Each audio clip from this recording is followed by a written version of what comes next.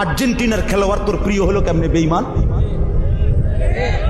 এই মুসলমানের বাচ্চা বল বেটা, এখন দাঁড়ায় বল বেটা, কোন কাফের বেঈমান, কোন খ্রিস্টানের বাচ্চা, কোন ইহুদি, তুই মুসলমানের ঘরে জন্ম নিয়া তোর রক্তে মুসলমান মার রক্ত, তুই কেমনে ওই বেঈমানের মতো সাজবি?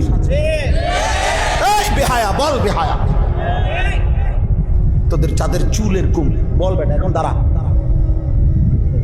ওই বেঈমান তোর পছন্দ হলো কেন? তোর রক্ত ইসলাম নাই বেটা, তোর মা মুসলমান না, তোর বাপ মুসলমান না বেটা, তোর দাদা দাদি মুসলমান না, ওরা সব বোকা, তুই চালাক হয়ে গেছ বেটা, তুমি পণ্ডিত হয়ে গেছ। কোন বেঈমানের অংশগ্রহণ করলাম?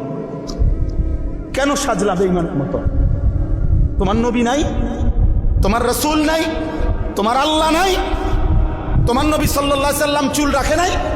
কথা বলে না কেন? আল্লাহর নবীর চুল ছিল কিনা? নবীজির চুল মোবারক ছিল কিনা? তিনি চুল রাখতেন কিনা?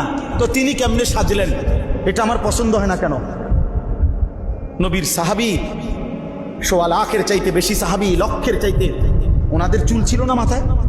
তো ওনাদের চুল কেমন ছিল তার কোনো বর্ণনা নাই কিতাবে? তো তুমি দেখো না এটা?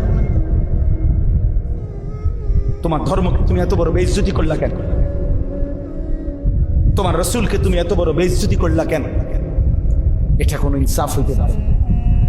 দিন রাত মুসলমানের ঘরে জন্ম নিয়ে মুসলিম হয়ে চুলের উপরে সারা দিন ফ্যাশন, এটা বুঝি একটা কথা হলো? আমার ভাই বোন, এটা বুঝি একটা কথা হলো? তোমারে বুঝি আল্লাহ বানাইছে শুধু এই সারাক্ষণ চুল এটার ফ্যাশন করবা, বিভিন্ন মডেলে চুল কাটবা, এই নিয়ে ব্যস্ত থাকবে? এত ফালতু কাজে আল্লাহ মুসলমানকে বানাইছে?